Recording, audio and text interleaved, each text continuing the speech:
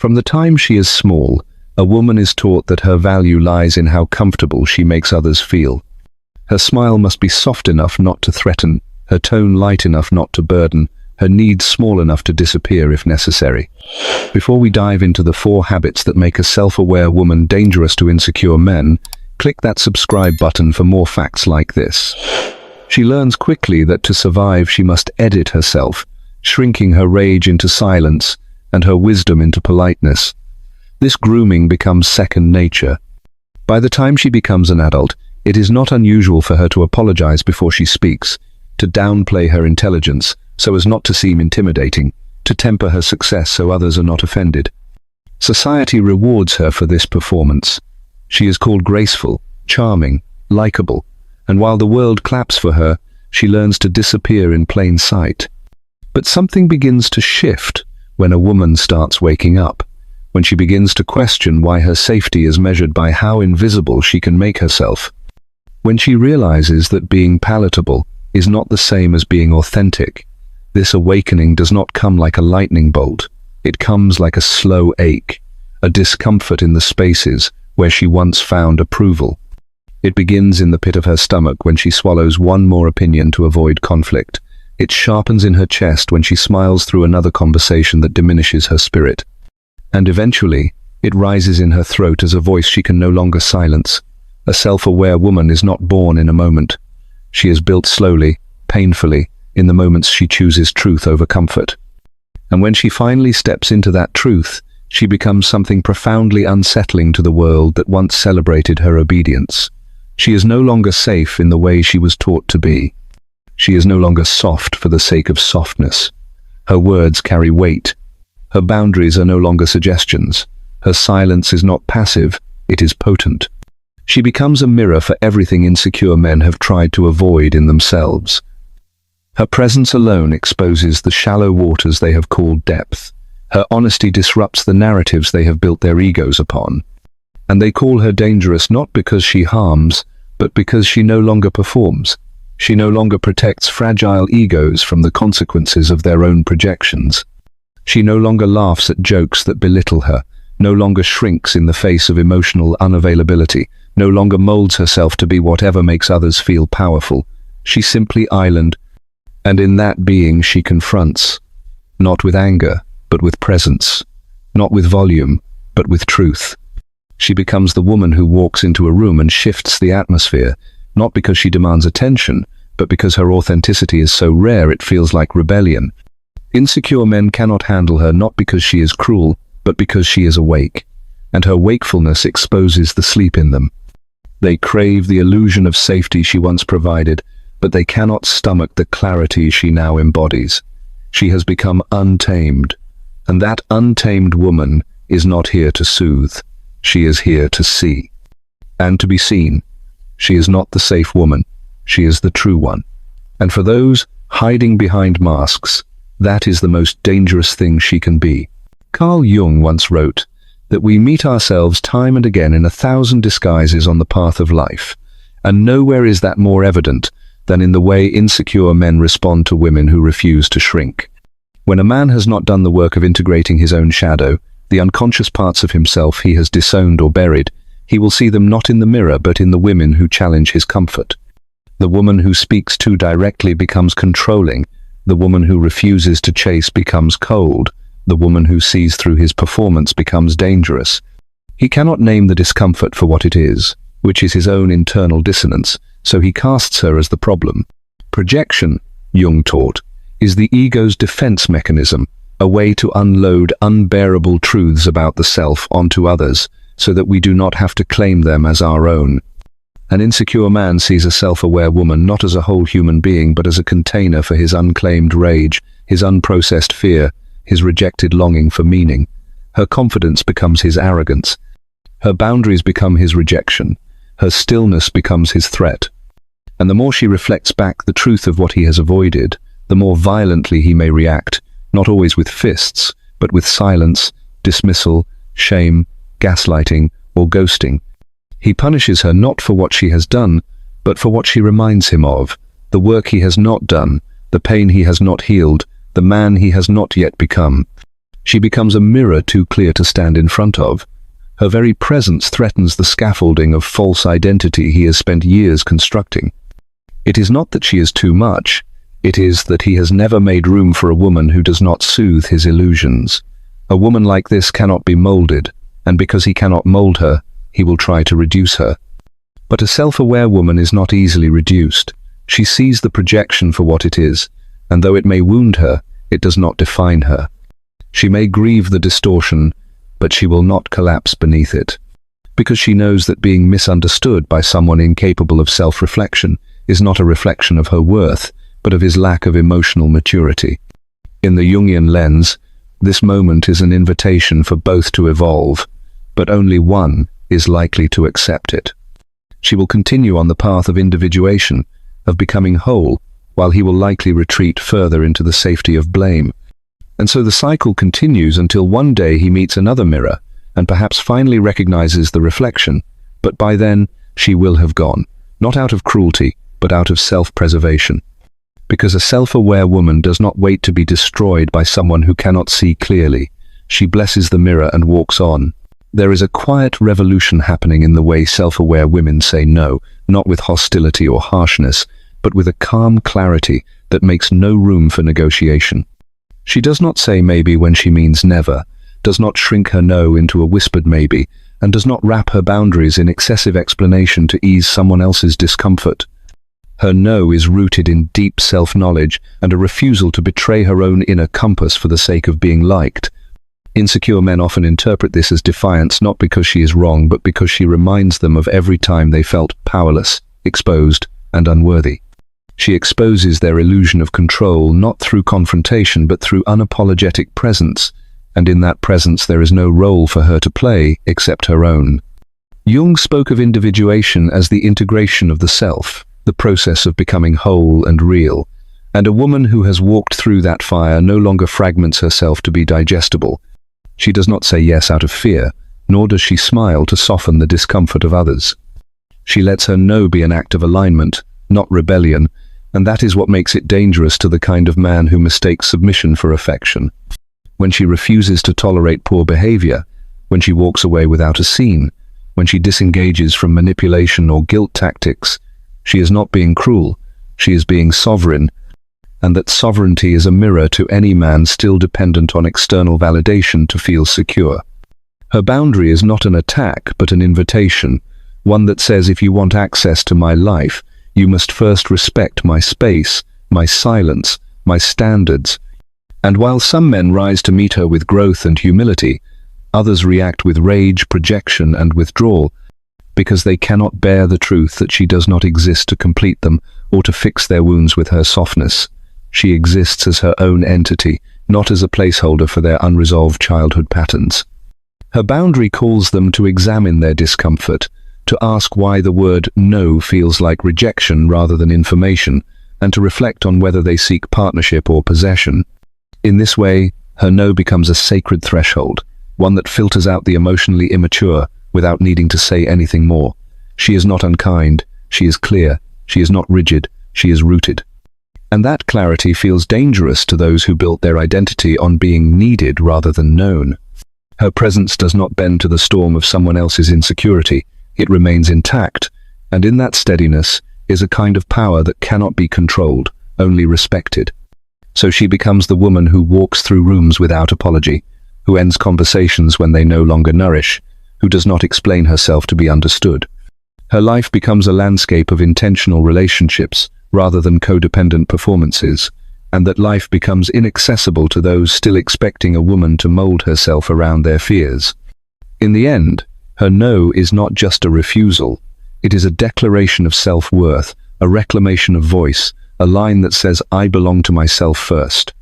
And for insecure men, that line is not just difficult, it is unbearable, because it signals the end of the old dynamic where power was maintained through silence and compliance.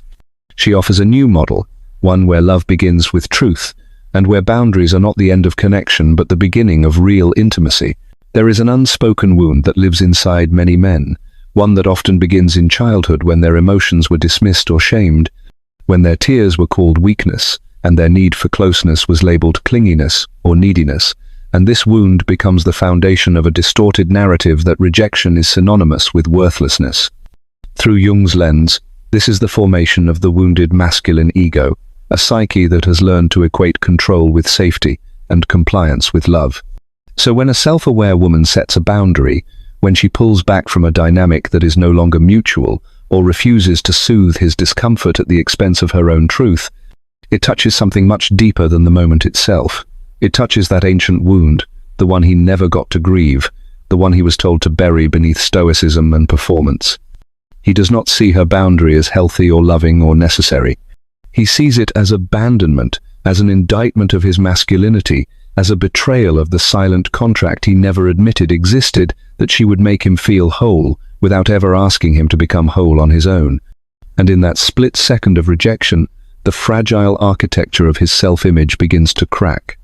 Jung would call this the shadow screaming for attention, the exiled part of the psyche rising to the surface, not to destroy him but to integrate. But instead of facing it, the insecure man lashes out. He calls her selfish. He accuses her of being ungrateful, disloyal, too independent. He tries to reassert control not because he is strong, but because the only way he knows to survive perceived rejection is to dominate it. He was never taught another way. He was not shown that being loved does not mean being obeyed. He was never taught that boundaries are not betrayals but invitations to build something rooted in truth rather than fear. And so he sees her no as a door slamming shut, rather than a request for him to finally knock with intention. The self-aware woman does not flinch when this happens. She does not personalize his projection. She sees it for what it is, a boy's unmet grief disguised as a man's entitlement. And though she may care, though she may hold compassion for the wound beneath the blow, she does not make herself small to soothe it. Because she knows that enabling that pattern is not love, it is collusion, and she refuses to betray herself in the name of avoiding his discomfort. Her strength is not in how loudly she speaks, or how coldly she walks away, but in how clearly she sees what is hers and what is not. She sees the wound, but she does not become the bandage. She stands still, rooted, unshaken by the storm he tries to create. And in doing so, she offers him a chance, perhaps his first real one, to face the wound not through her submission but through his own awakening. That is what makes her dangerous. Not because she harms, but because she heals by refusing to participate in the lie. She holds the mirror, and she does not blink. She stands in truth, and she does not run. And in a world that told him love was obedience, that kind of clarity feels like rejection, but it is not. It is a door, one he must choose to walk through alone. Confidence in a woman who knows herself does not scream or demand attention. It simply walks into a room and changes the weather, not by performance but by presence. A self-aware woman carries herself like she belongs, not because the world gave her permission but because she has already accepted herself without condition. She does not seek validation from others, nor does she dilute her opinions to maintain the illusion of harmony. Her self-trust has been hard-won, built in the quiet of solitude, in the wreckage of old identities she outgrew, in the moments she stood alone and chose not to abandon herself. This kind of confidence threatens insecure men because it does not ask for permission. It does not shrink when they withdraw affection. It does not beg when they withhold approval. And it does not collapse when they react with contempt or condescension.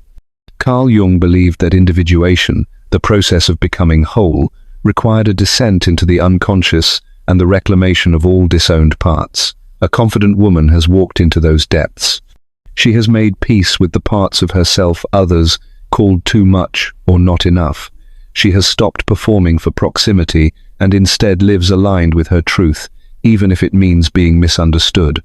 Insecure men rely on uncertainty to maintain control, and when a woman no longer doubts herself, they lose their leverage.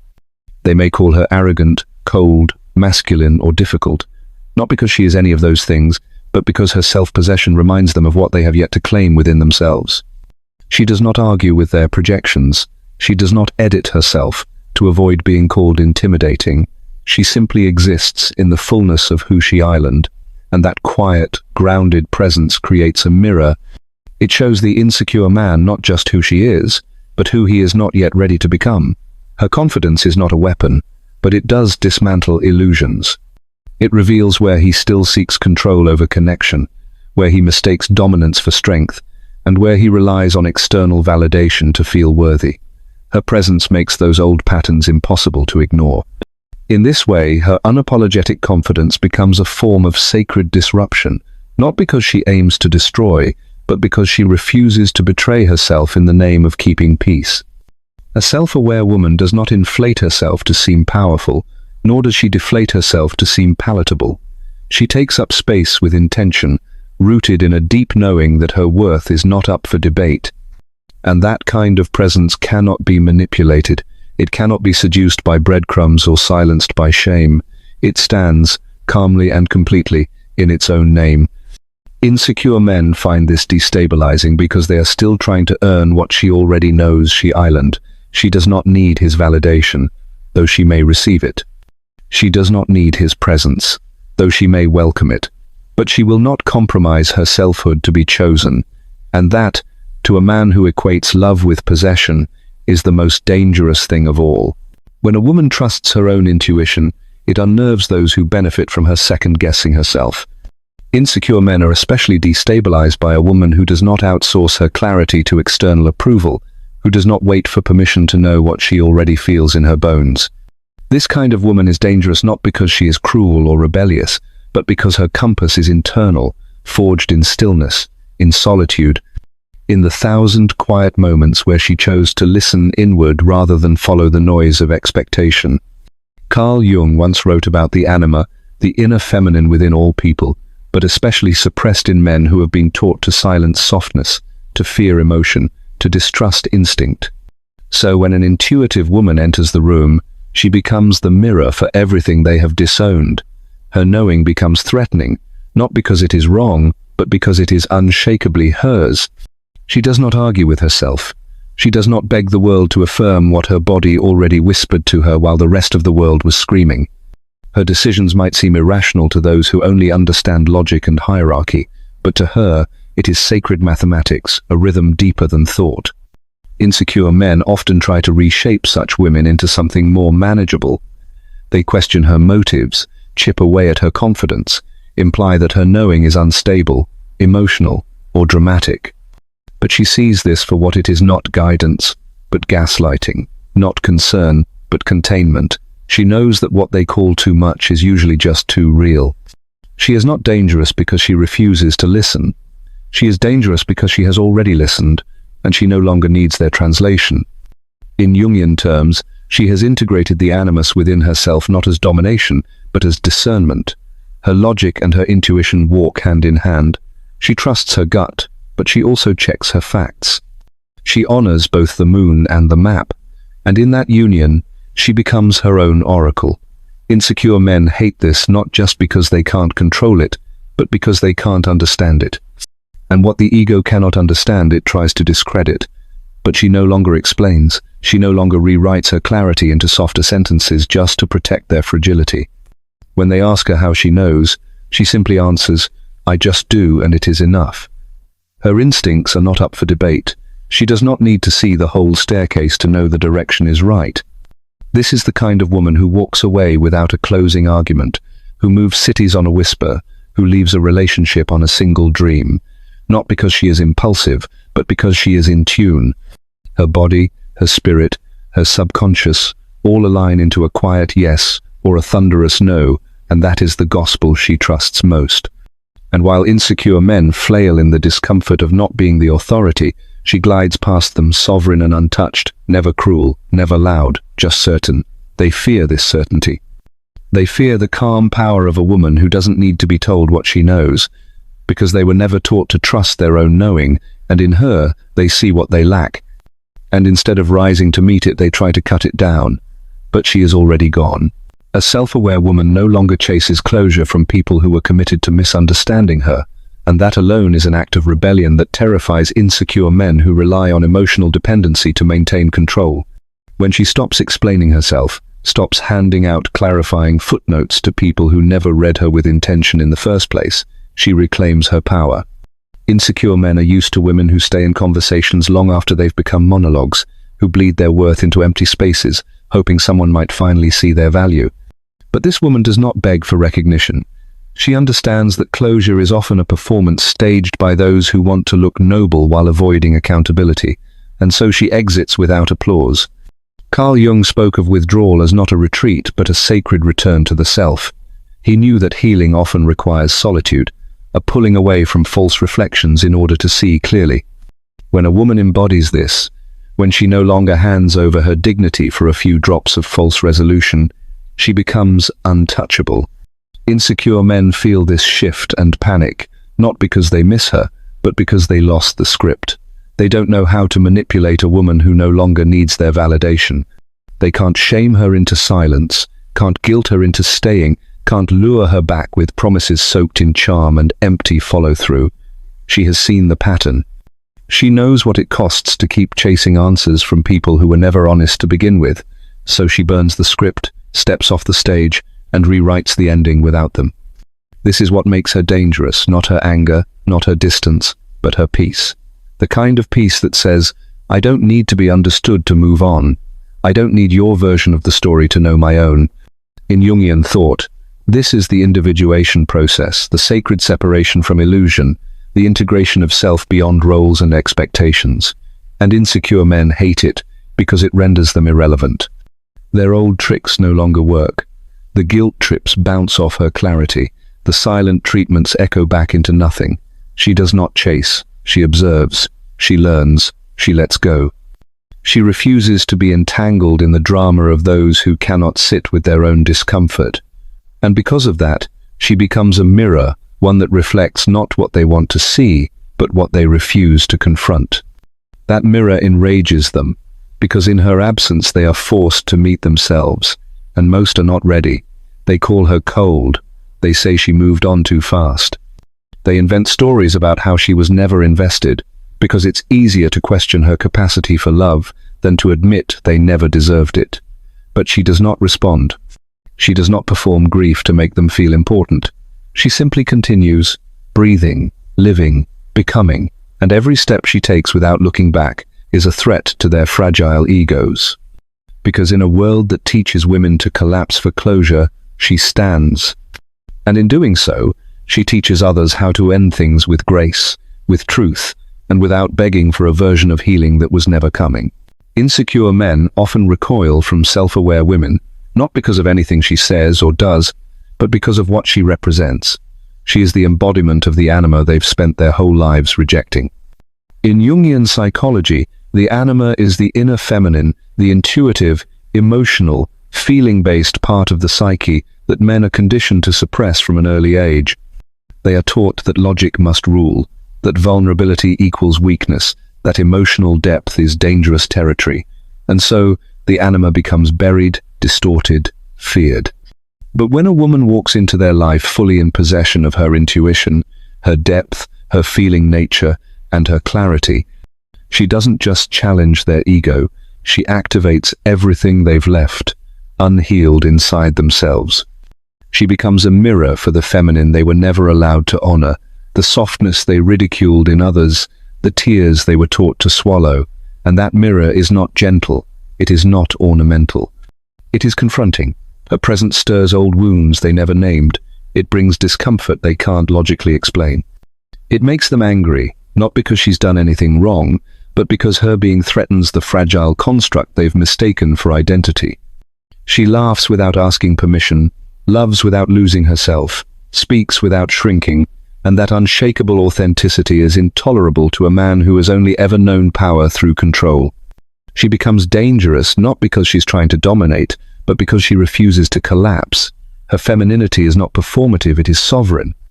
And in her sovereignty, she exposes just how hollow their version of masculinity truly island.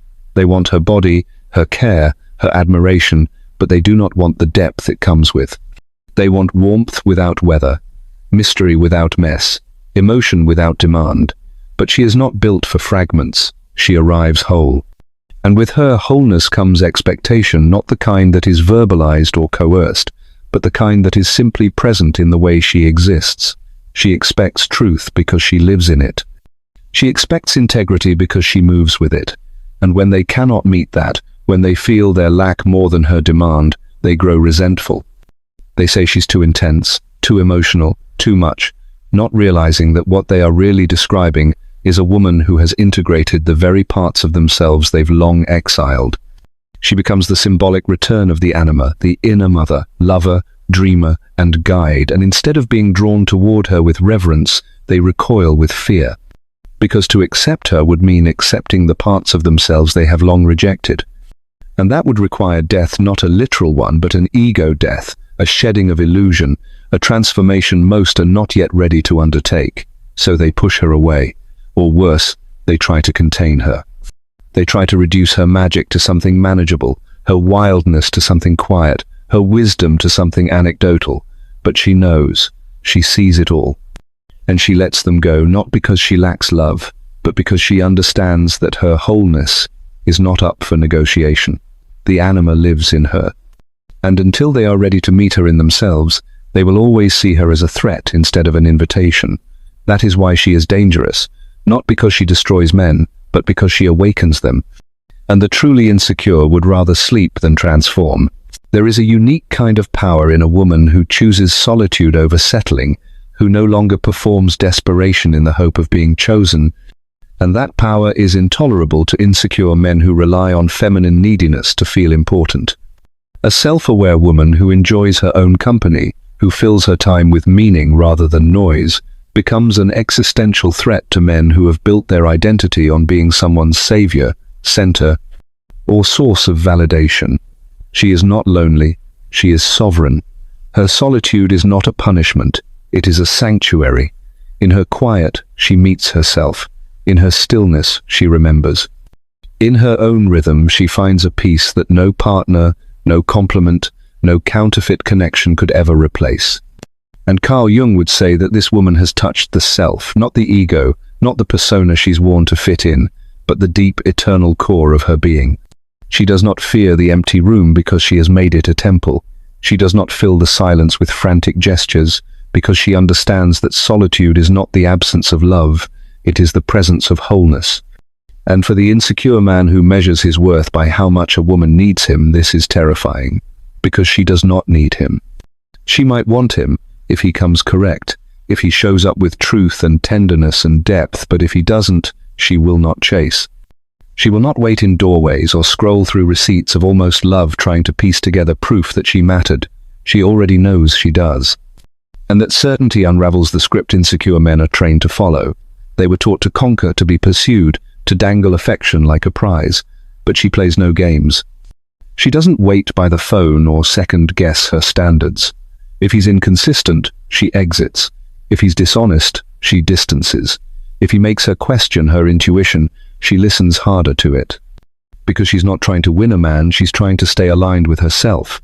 Her solitude has taught her that survival is not the same as peace, that distraction is not the same as love, that attention is not the same as intimacy. So when a man approaches her with breadcrumbs, she does not pretend it's a feast. She knows the taste of self-respect now, and it's not something she's willing to water down for proximity. This woman does not perform her loneliness to fit into some fairy tale of rescue. She has rescued herself. And that independence, that refusal to collapse into emotional dependency, makes her ungovernable to men who only know how to relate through control. She does not fear being alone because she knows she's already complete.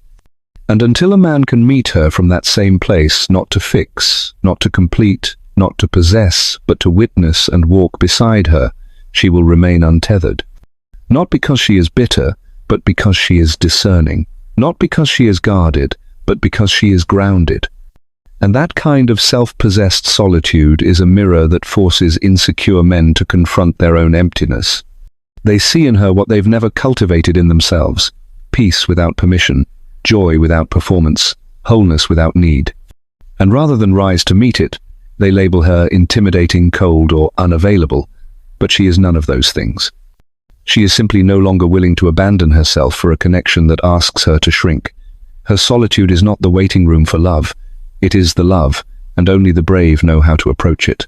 There is a moment in every dynamic with an insecure man when the self-aware woman names the pattern, and that moment is where the illusions shatter. She doesn't scream, she doesn't shame, She simply speaks the truth out loud, and that truth has more weight than any argument ever could. Because she has seen it before, not just in this man but in others, in history, in the legacy of women silenced by niceness, and men protected by selective amnesia. She sees the breadcrumbing, the silent treatment disguised as emotional maturity, the hot and cold manipulation packaged as complexity, and she refuses to bite her tongue. She names it, calmly, precisely, and in that moment, the dynamic shifts. Jung taught that consciousness is the ability to hold the tension between opposites, and in naming the pattern, she does exactly that. She refuses to be gaslit by a version of reality that benefits only him. She sees the truth and stands beside it like an old friend. And that is terrifying to a man who relies on confusion to maintain control. Insecure men thrive in ambiguity. They weaponize it. They create a fog so thick that even the most grounded women begin to question their own clarity. But not her. She slices through it. She says, "This is a pattern. I've seen it, and I won't play a role in it."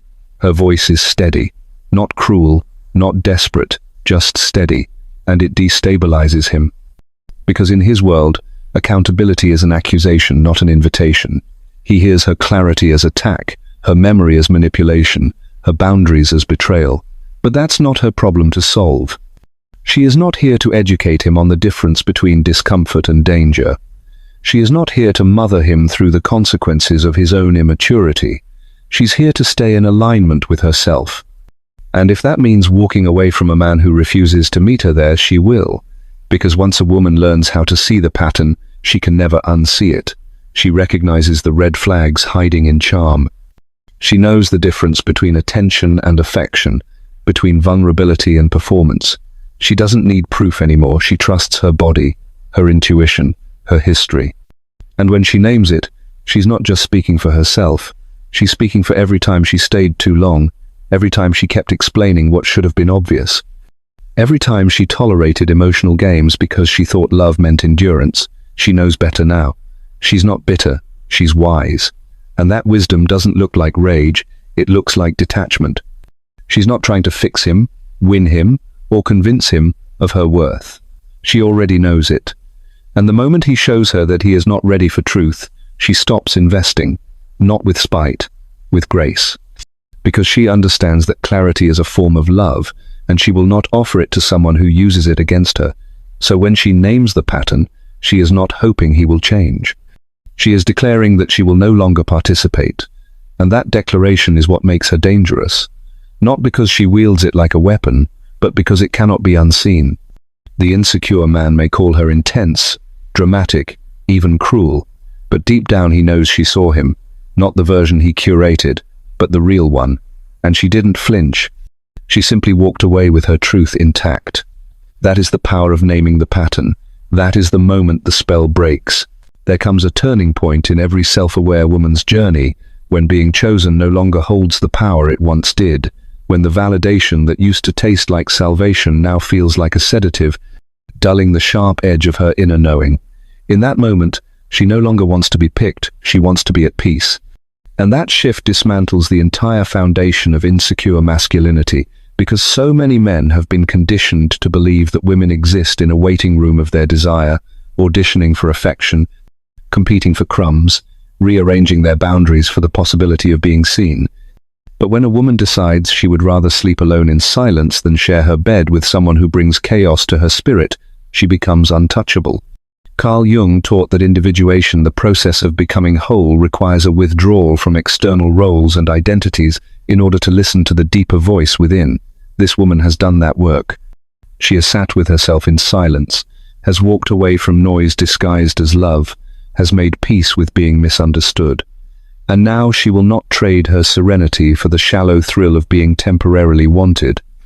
Insecure men are deeply threatened by this, not because they truly love her, but because they don't know how to matter to a woman who doesn't need their approval. They are used to chasing admiration, not being challenged by authenticity. They are used to women shaping themselves into fantasies, not ones who say, "I am already whole, and I won't fracture for you." The self-aware woman doesn't chase, she doesn't convince. She doesn't bargain with her peace, She knows the cost of being chosen by someone who hasn't chosen themselves first, and she won't pay it again. She no longer measures her worth by someone else's willingness to stay. She measures it by the quality of the silence she keeps, the softness of her own breath, the way her soul doesn't shrink in her own presence. And when faced with a man who needs her more than he respects her, who wants her to fill voids he refuses to name, who confuses attachment with love, she chooses herself every time, not out of arrogance, out of alignment, out of reverence for the woman she fought to become. In Jungian psychology, peace is not the absence of conflict, it is the result of inner integration, of confronting one's shadow and still choosing to live truthfully. This woman has walked through fire to reach that kind of peace. She's had the hard conversations, she's mourned the fantasies, she's unlearned the idea that love means sacrificing her sanity. And now, when someone asks her to compromise that peace for the illusion of companionship, she does not waver. She simply says no. Insecure men may call her cold. They may say she's guarded, too independent, unapproachable. But what they really mean is that they cannot reach her without first reaching themselves, and that terrifies them. Because her peace is not performative, it cannot be seduced by sweet nothings or shaken by withdrawal. It is rooted, earned, sacred. And she would rather protect it than perform love for someone who sees her as a mirror, not a partner. She does not need to be chosen by someone else. She already chose herself. That is the final threshold of self-awareness, and once crossed, there is no going back. A self-aware woman does not mistake potential for promise, and that alone makes her a foreign language to insecure men who have relied for years on women looking past the wreckage and calling it a renovation project. Where she once might have leaned in with empathy and offered solutions, now she leans back with discernment and asks better questions of herself, of the moment, of the future. She is not willing to gamble. Carl Jung taught that our unconscious tendencies manifest in who we're drawn to, and for many women, that used to mean confusing chemistry with karmic debt. But a self-aware woman has done the work. She has excavated the patterns, held her own wounds in the light, and no longer lets loneliness disguise itself as love. When red flags appear, she no longer squints and calls them rose-colored. She names them. She steps back. She does not go to war with herself for the sake of staying. And this unnerves insecure men who depend on being seen through the eyes of a fixer, not a witness. They want to be understood, not held accountable. They want soft landings without the storm it takes to earn them. But she sees through the charm now. She hears the warning in the rushed intimacy, the too good to be true confessions, the premature promises that sound like music but lack melody. And instead of folding herself into a shape that makes him comfortable, she lets the discomfort speak. She knows that silence around red flags always becomes screaming later.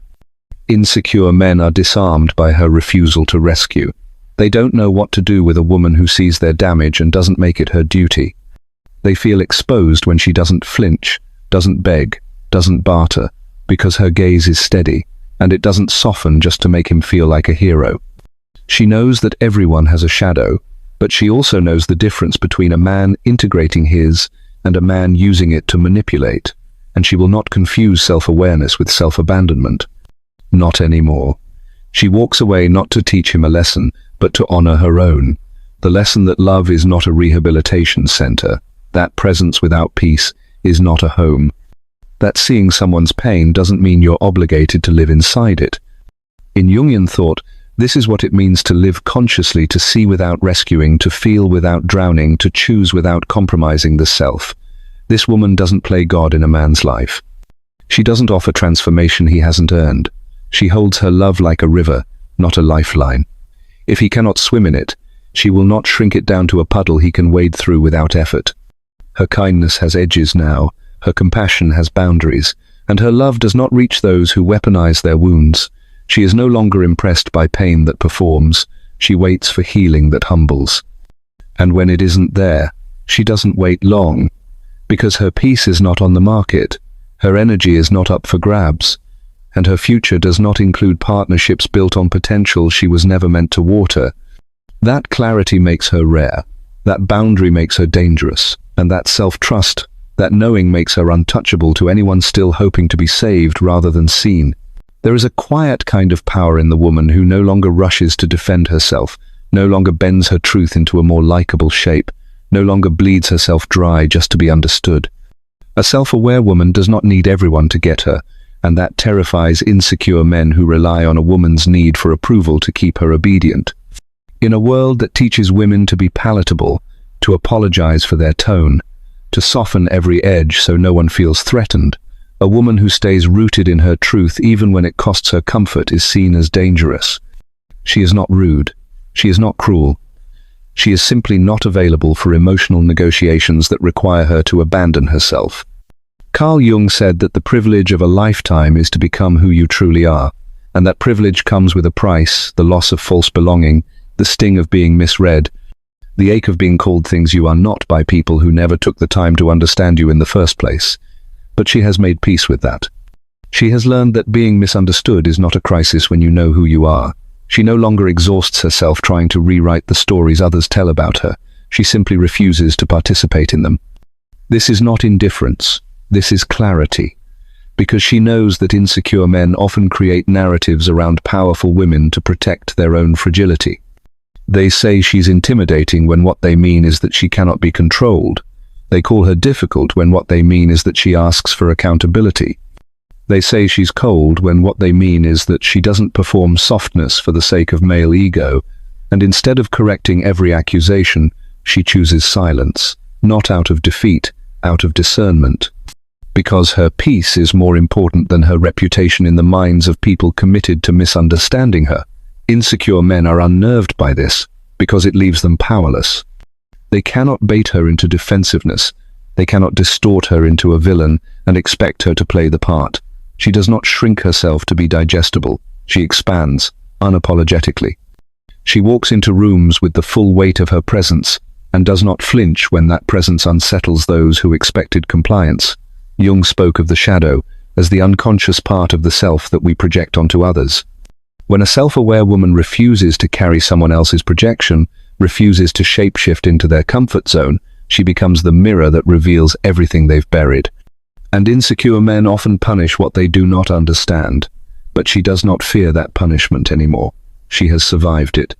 She has been called names, excluded, silenced, misrepresented, and she has learned that truth still burns quietly inside her, untouched.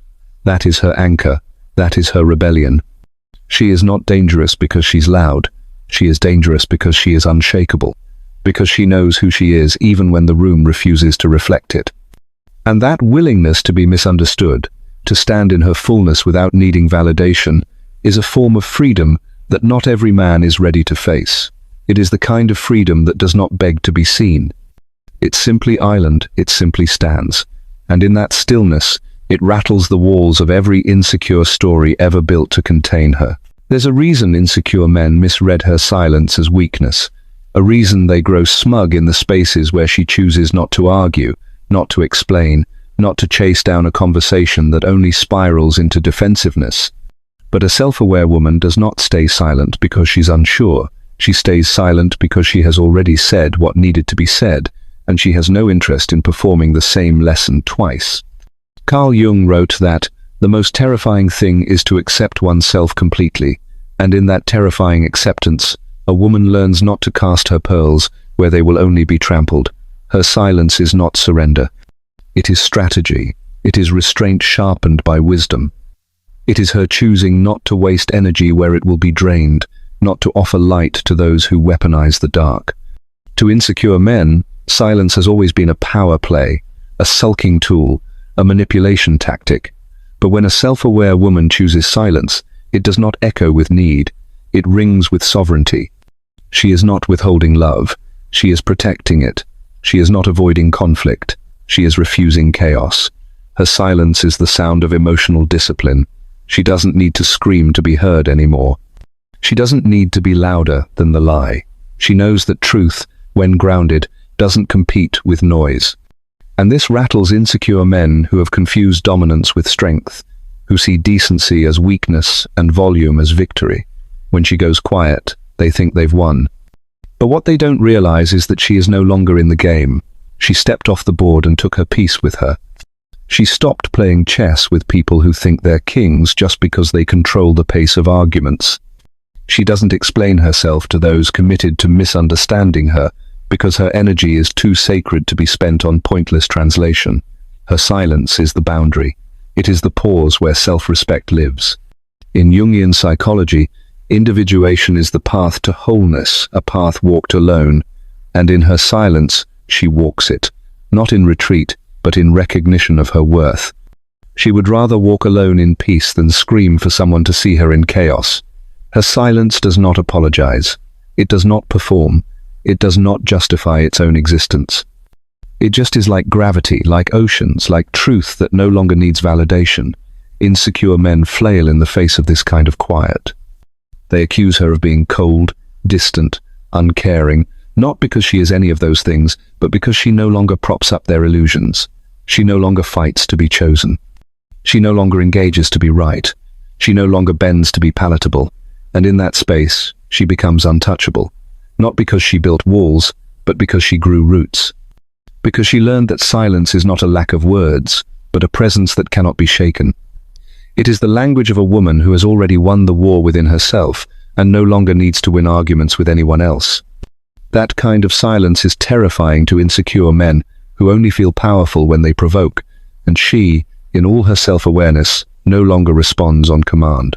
There comes a moment in every self-aware woman's life when she no longer waits for a nod from the crowd to take up space, no longer waters herself down to make others feel more comfortable, no longer scans the room to see if she is too loud, too bold, too much.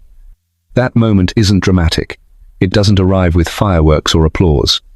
It arrives quietly, after years of being told to be smaller, after being punished for having standards, for naming harm, for daring to know herself in a world that profits off her confusion. It is the moment when she realizes she never needed permission to be whole, and from that moment on she stops asking for it. Carl Jung once said, "The privilege of a lifetime is to become who you truly are." And the woman who becomes that, who returns to herself, not as a project to be improved, but as a truth to be remembered. She terrifies insecure men who have spent their lives believing that a woman's worth must be earned through obedience. She doesn't wait for someone to choose her, she chooses herself. She doesn't seek approval before she speaks. She speaks with the weight of someone who knows that silence has never protected her. She doesn't contort her emotions into something more convenient. She names them. She doesn't beg to be seen. She exists in full view, even when it rattles the walls of every room she enters. And insecure men? They don't know what to do with her, because she no longer plays the part. She no longer dresses her power in apology. She no longer laughs when it isn't funny or stays when it isn't safe. She no longer fears being alone more than she fears being erased. And that kind of freedom cannot be controlled. That kind of clarity cannot be manipulated. She walks differently now, with a spine made of boundaries and a gaze that doesn't flinch. She doesn't fill silences just to make other people comfortable. She lets the quiet hang if it needs to. She lets people feel what they feel without performing emotional CPR to save their egos. She has nothing to prove anymore. She knows who she island. And Jung's shadow work lives in her bones. She's met every part of herself, even the messy ones, even the parts that once made her feel unlovable. She's no longer afraid of the dark. She carries her own light. Insecure men try to dim it, not because she's wrong, but because her radiance exposes the places in themselves they've refused to meet. Her wholeness calls them to the mirror, and most would rather shatter the reflection than face it. But she doesn't chase them. She doesn't shrink to soothe them. She stands, not to be defiant, not to be praised, but because standing is what truth does. It doesn't fold. It doesn't ask. It simply remains, and so does she. Not everyone will understand her. Not everyone will love her. But she no longer edits herself for the ones who can't see clearly.